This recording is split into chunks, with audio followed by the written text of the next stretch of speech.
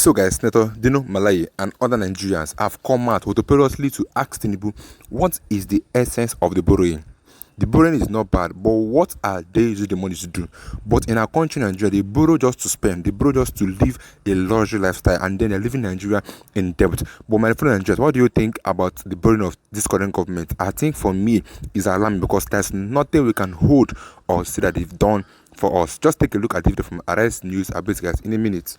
Kogi West Senator Dino Malaye has launched a scathing attack on President Bola Ahmed Tinubu's administration, accusing it of reckless borrowing and spending. Malaye made the allegation on our nightly news program Arise Prime Time, stating that despite securing billions of dollars in loans, the government's actions have led to massive hunger across the country. Malaye also questioned the government's claim of increased revenue generation, asking why more loans are necessary if the country's finances were improving. He went on to suggest that the government's financial recklessness could reach a point where it would be forced to seek loans from private financial technology companies like Opay and Money Point. Let's take a look. This government is one of the most reckless governments in the history of this country. How do you mean? The president who said he wanted to come and curb wastages bought a yacht. That yacht that the president bought has never been to the perimeter, territorial area of Nigeria. It's between Monaco and Paris. And what do we need a yacht for? In a time of austerity, in a time of pervasive hunger like this? The president also, within few months in office, bought a presidential jet that cost Nigeria billions. No, he said it was a gift. I am telling you that it was purchased. Gift by who? Gift had to be declared. And they called it a gift because the money used in the purchase of that aircraft was not appropriated by the National Assembly. That is why it was tagged a gift. Then again, since Tafawa Balewa, Azikiwe, up down to Buhari, every president and prime minister in this country used Mercedes-Benz S-Class as their official vehicle. The president is using a bomb jammer Mercedes-Benz, the same type that Trump is using in America. And you say you want to curb wastages? The same president. In the 8th Senate, the budget of the National Assembly was 150 billion. From 150 billion, today the president have increased the budget of the National Assembly to over 370 billion. I can catalog all this. Bought a yacht, bought a Cadillac, bought an aircraft, increased the money of the National Assembly, and I've borrowed like no other president in history. If you are making more money, then why are you borrowing? Yeah, and we will not be surprised if the president start borrowing from Opay and Money Points very soon. Opay and Money Point. When you say leave our Okada, leave the Okada ride and POS agent money alone, because obviously many of them use Okada ride. Plenty people use Opay, but please, they say the president leave our Opay alone. Let me take this tweet from Cole 5, who wrote, "Please, President, leave Opay out of this your borrowing, oh." But to be honest, what exactly is Tinubu government borrowing for? Infrastructure, health sector, educational sector, electricity, mega city, poverty alleviation. What exactly gone? Cause Koyewa, Dr. Martinez, that's what this guy is saying. Koyewa, go ahead. Very quickly, I think context should be important in this matter. Yeah. Senator Dino Malaye is a chieftain of the ADC, an opposition association or party, whatever label you may want to use. So you do not expect that he will praise the Tinubu administration. Yeah. And he's a very articulate, outspoken personality. So he's accusing the government of borrowing. Now let's look into the details. President Tinubu said, oh, we have met revenue projections. We're making a lot of money from non-oil, and we are not borrowing from Nigerian banks, domestic borrowing. Now, in that regard, the administration was praised for freeing the space, the fiscal space, the financial space for private businesses in Nigeria. If government is not borrowing heavily from domestic banks, then businesses will have more space, more leg room for them to borrow. So that's how I'm surprised that Senator Melaye is talking about borrowing from Money Point and OPay. And I don't think I don't think that is the kind of money that the Nigerian government will be looking for in terms of capacity. The other claim that he made is about presidential yacht. He said President Tinubu has a yacht paid for by Nigerian taxpayers between Monaco and wherever that the president of Nigeria is using. That is not true. Now, when this issue of the yacht came up, it wasn't even the Tinubu administration that talked about yacht. It was the Buhari administration in the 2023 supplementary budget. And at that time, when the controversy came up and people were saying, why yacht for president and all that, the Navy, the Nigerian Navy came forward and said, no, it was a vessel being used for naval operations that was named presidential yacht. It's not for President Tinubu, so it's not something that was purchased for luxury. But you know, in this country, in politics, you can bring up anything that is sensational. But I think that what I've provided can be fact-checked because it seems to be the empirical fact. It's the empirical fact on this particular issue. Maybe the Navy maybe they can contradict me, but that's what I remember. What was the other thing? What's the other thing? Finally, empirical. Finally, the point made by Senator Melaye is accusing the government of reckless spending. Yes. Okay. Now, many Nigerians will say, well, there's a lot of spending. However, it's not borrowing that is the problem, as economists will say. Yes. It is what you do with the borrowing. Are you providing the infrastructure? Are you being productive? Is there, efficiency within the system?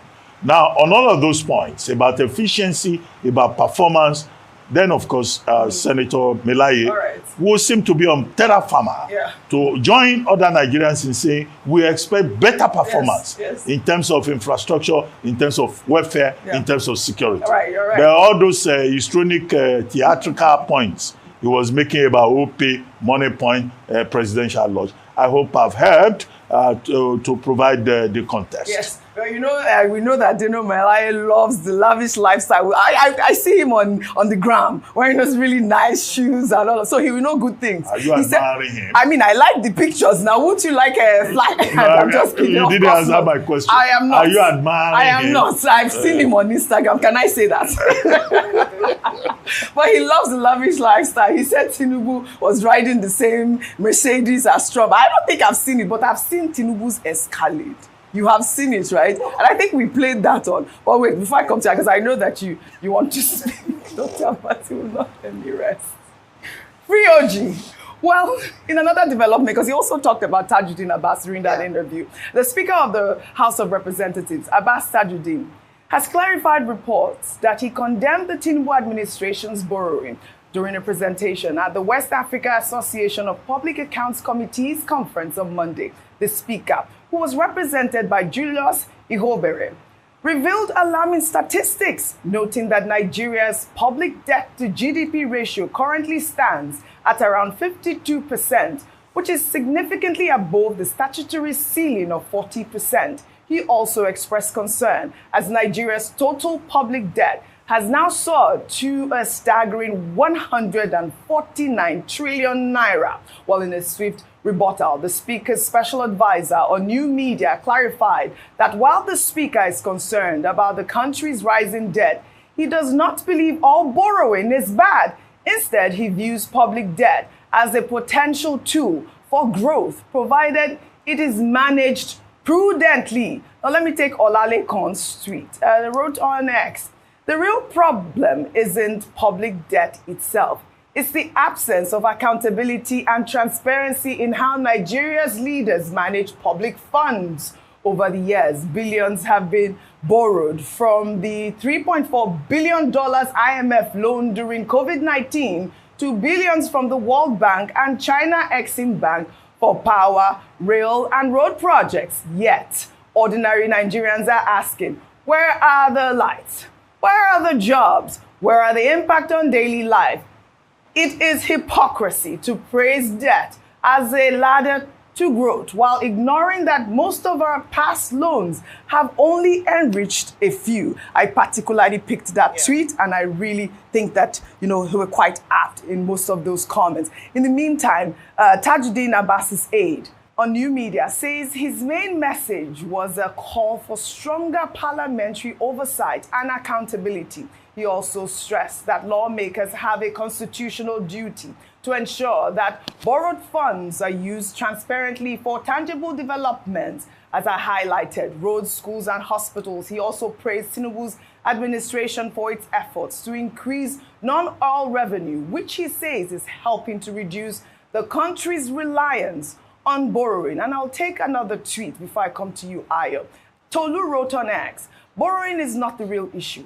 Every nation borrows, which is a fact. The real question is, what are we using the money for? Borrow, but let it go into, again, I want to highlight it more, roads, jobs, things that grow the economy, not waste and consumption. Absolutely. Ayo. Spot on. Some of the biggest countries in the world that have a high debt to GDP ratio include Japan, include Singapore, include the United States of America. They are one of the highest in the world according to rankings. And the difference between countries like that and Nigeria is that we see the evidence of what borrowing is for. Case in point, when the Tinubu administration came into power, remember the World Bank loan in order to mitigate or provide a safety net for the most vulnerable Nigerians who would be most impacted following the two major economic reforms he introduced, the removal of fuel subsidy and the floating of the naira. The issue a lot of times is that the people do not see or feel the impact of the borrowing. That's the main concern. Great points around road construction, great points around the healthcare. It's on this very table we talk about the deplorable state of healthcare in Nigeria. Every day. It's on this table we talk about the deplorable state of education and the state of our classrooms and infrastructure development in Nigeria. And so what happens is that we see borrowing high, our debt to GDP ratio is going higher, about 40 to 50% currently, yet we still have high levels of people feeling the impact of the reforms that he's talked about. Then we see a lot of servicing of loans or a lot of servicing of recurrent projects, no capital project, no project that would in turn make money for the nation, which is a critical issue that we currently have. And so what we are calling on, and I do think that Honorable Abbas made a very salient point in his address, whether through his main point or through the clarification, whereby the importance of oversight functions by the National Assembly was emphasized. Right. When the president has to secure a loan, he needs approval from the Assembly. Unfortunately, when they do give this approval, it's just signature and leave it. There's no going back to check that what the money was asked for or intended for was actually used. It's just very simple. Nigerians understand the need to borrow because we need revenue, even though they've said that they've done better with their revenue generation. Well, what do they do with the money that is borrowed? That is a conversation that we're asking. And where do these loans come from? How do we service the loans? Well said. Before I comment on both stories really quickly, and then we'll move to the I next think one. the formative word here was what I asked Paul Alaji about, which is the cost-benefit ratio. And I think until Nigeria has a threshold at which we calculate a cost-benefit ratio, what is the cost of doing a project? What is the cost to us, borrowing plus interest? And what is the benefit of the project? So will the project be able to pay back the cost accrued to it? If you are to put most project parameters that this government borrows for, it does not pass the cost-benefit ratio reflection. It passes the sentiment-benefit reflection threshold. So why do government do projects in this country? Because of the region that gives me the largest votes. And that's why you see politicians arguing that, you've done more projects in Lagos compared to the Southeast and all of that. Anybody that comes to power says, how can I do more projects in my region to be able to suit my people's interest, rather than the cost-benefit analysis? So most of the projects the government claims they are doing, have they ever looked at the cost-benefit analysis? If you do not solve that problem, then you will waste the money you are borrowing. A great instance in point, is the case of COVID. We drew down 30 trillion in ways and means for COVID. We said we were used to buy infrastructure in isolation centers. Till today, where are the ventilators we bought? That 30 trillion, if was properly spent, will have been able to revolutionize the healthcare sector, even if it's the primary healthcare sector. But today, we've squandered that money. That debt is still off our books. That's why we've securitized it, and we've achieved nothing. And that's the problem of Nigeria. Today, over 15%, over 80% of the primary healthcare centers in the country are still in a deplorable state. But guess what? We had the infrastructure capital, the money, 30 trillion during COVID, to be able to fix the healthcare sector, but we did nothing. So if we don't answer the question of cost-benefit ratio, we'll start having this argument back and forth. And please, with due respect, Dilo Milai should stop all these theatrics. If you want to criticize, criticize. Because if we want to look, last week it was reported in the news he was having back and forth with the tax authorities. Has he sorted that out? I don't know. You can't ask me about Dino. No, it was reported in the news. I don't know if he sorted that out. So if you want to criticize, criticize, please. But like Dr. Bati has said, the president is not going to go and borrow money from OPE. But of course, he was only joking. He was really only joking. Well, in another development, tensions were high in Lagos after a massive protest erupted this weekend, leading to the closure of the third mainland bridge. Residents from the Oroshokin area took to the streets to protest the demolition of their homes by a Lagos state government enforcement team. The protesters who blocked the inward lane of the bridge claimed that their houses were being demolished without sufficient notice or compensation. Many residents stated they were left homeless after the sudden action, which targeted what the government described as unapproved buildings along the Inyana-Oroshoki coastal line. And we did see this video. I know that during the protest, the residents confronted Lagos Commissioner of Police, Moshid Jimo, and vowed not to leave the bridge until, the demolition equipment was removed from their community. Of course, the protest eventually, subsided after security operatives were deployed to restore order. We know that as of now, I've reached out to some people in the Lagos state government. There's not been an official statement regarding the protests or even the demolition. Dr. Abati. Okay, shelter, housing, otherwise called, is one of the major things on the Abraham Maslow hierarchy of needs. People want a place to live. So it's very important to them, whether it's land or it is shelter itself. And so it's not surprising that persons whose houses are being demolished for, reasons that the government says on a lack of approval will be, emotional and they will protest. Now, but all of these things, follow a process. Mm-hmm. For you to buy land, for you to build a house, there must be an approval process. Now, it's not always the builders who have the problem.